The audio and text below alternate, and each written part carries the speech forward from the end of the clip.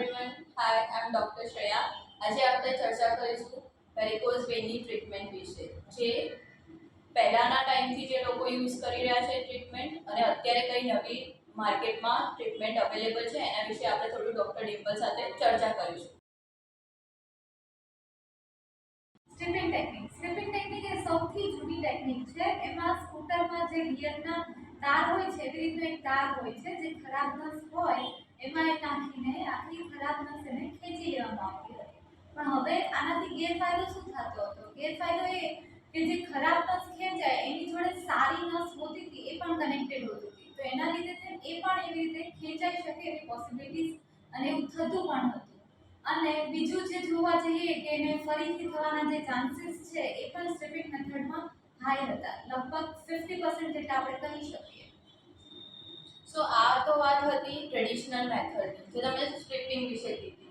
સો અત્યારે માર્કેટમાં એવી તો કેવી નવી ટેકનિક્સ છે જે વધારે ઇફેક્ટિવ રહી શકે?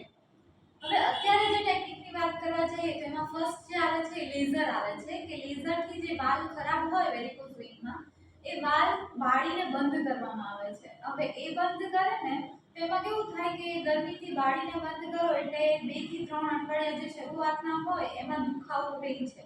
અને બીજું કે 2 થી અઢી મહિના સુધી એમાં પગના મોજા જે સ્ટોકિંગ્સ આવે છે એ પહેરવા પડે છે. હવે એના કરતાં પણ જે અત્યારે એડવાન્સ મેથડ છે એની વાત કરીએ તો વિનાસિલ ગ્લુ ઇમ્પ્લાન્ટેશન છે.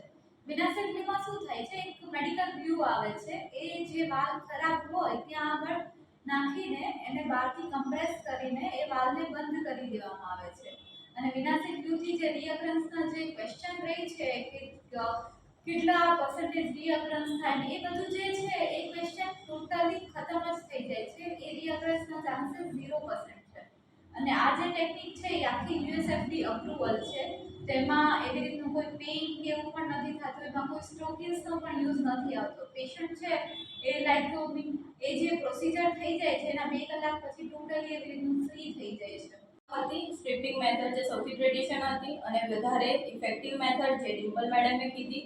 સો હજી તમારે કંઈ વધારે જાણકારી મેળવવી હોય તો કોન્ટેક્ટ કરો બેન્કર્સ વાસ્ક્યુલર હોસ્પિટલ.